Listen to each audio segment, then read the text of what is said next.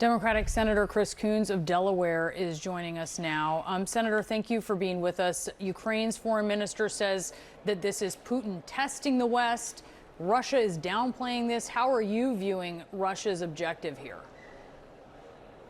Frankly, Brianna, I think Putin and Putin's Russia and their aggression in Ukraine has been testing the West month after month for the many years this war has been dragging on. This incursion by many drones into Poland is just the latest and most urgent of these tests.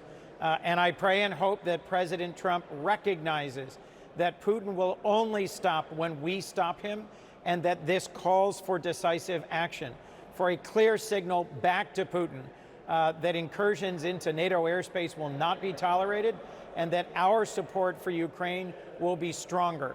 There are many of us here in the Senate who support a bipartisan bill by Senators Graham and Blumenthal to impose tough sanctions on the countries helping fund Russia's war in Ukraine. I hope the president and the Republican majority here will seriously now consider moving ahead on sanctions against those helping fund and arm Russia. How close is NATO to an Article 5 invocation? I can't speak to that because Poland has invoked under Article 4 a consultation of all the NATO leadership. I don't know the details of that conversation, and I don't want to misspeak about the incident in Poland last night. I have not had a classified briefing on it. But as we have long said in the Congress, our commitment to Article 5 is ironclad, and that means defending every inch of NATO territory. This is an incursion of real significance. Don't take my word for it. Listen to Prime Minister Tusk of Poland, who has said exactly that. So Trump's response, the president's response this morning, was to put on Truth Social, "What's with Russia violating Poland's airspace with drones? Here we go." How are you reading that? And if Trump doesn't really do anything in response here, how do you think history will judge this moment? Look, I think President Trump has too many times casually said, well, I'll give him another 2 weeks. Well, he's misunderstood. Well, let's welcome Putin back into the community of nations. His summit with Putin in Alaska, where he literally rolled out the red carpet for him, seems to have accomplished nothing, because Putin just weeks later was in Beijing, arm in arm with Xi Jinping and Kim Jong-un of North Korea and even Modi of India. So if Trump's engagement with Putin, his friendship with Putin, was to win anything in terms of ending this war, I don't see evidence of it. I think history will judge him if he takes no more action as naively accepting Putin's side of this war, rather than standing strongly with our allies and partners and a majority of the American people and helping defend Ukraine against Russian aggression. On this Israeli strike on Hamas leadership in Qatar, Qatar's prime minister just told our Becky Anderson that he believes that Netanyahu, quote, killed any hope for those hostages remaining in Gaza. Do you think that's true?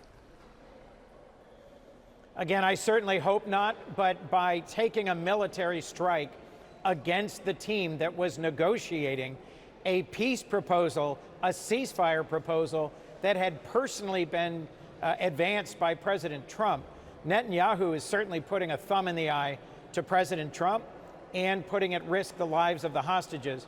There are still roughly 20 hostages alive being held by Hamas beneath Gaza.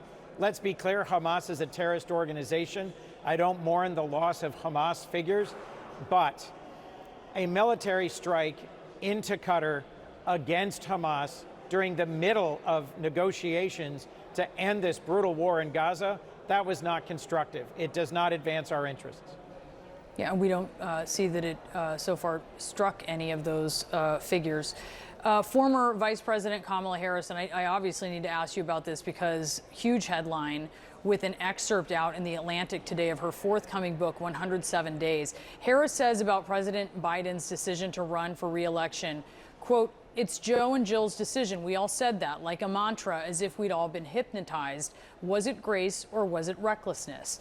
In retrospect, I think it was recklessness. The stakes were simply too high. This wasn't a choice that should have been left to an individual's ego, an individual's ambition. It should have been more than a personal decision. Do you agree with her on that? Look, it's hard to second guess President Biden's decision, but given where we are today, given the harms that President Trump is wreaking across our relations globally and working families here in the United States, I certainly wish either one of them were president today, President Biden or Vice President Harris.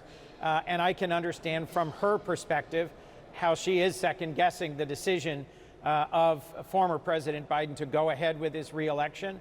I haven't had a chance to read the excerpt or the book, but my impression is that Vice President Harris follows the line of many of us who admired and served closely with President Biden, that before the debate he had, we saw no evidence that he was diminished in his capacity.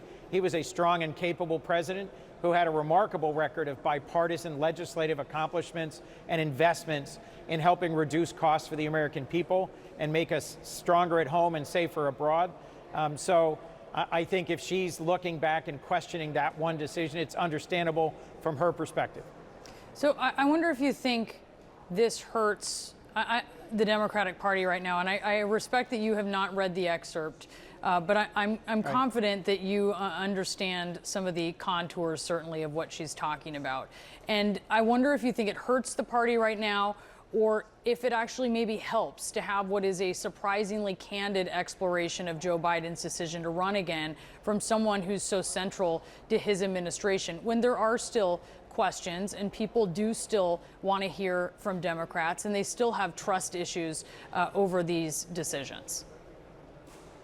Well, Brianna, look, what I think matters most is that we are in a fight. We are in a daily fight to put at the center of everything we're doing in Washington and in our home states the working people of the United States.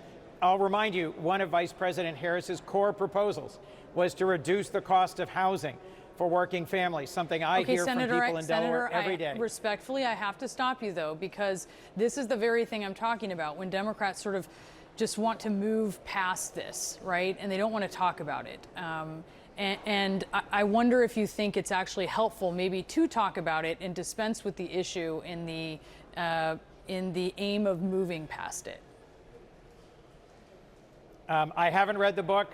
I don't know what's in it. I understand why it's of interest to folks in the press. It may be of interest to folks across the country. But what I hear in Delaware every week I'm home is, what are you doing to help us have a more affordable life, reduce the cost of housing and groceries and prescription drugs? Trump isn't helping. His tariff war isn't helping. What are you doing to help? And the interest in relitigating a decision made by a former president a year and a half ago is pretty limited in the folks I'm talking to. Maybe it's of great interest nationally, but I frankly think American families are struggling and they want to know what Democrats' proposals are to help meet their needs and address their concerns going forward. Senator Chris Coons, thank you so much for being with us. Obviously, a lot of news today, and we appreciate your time.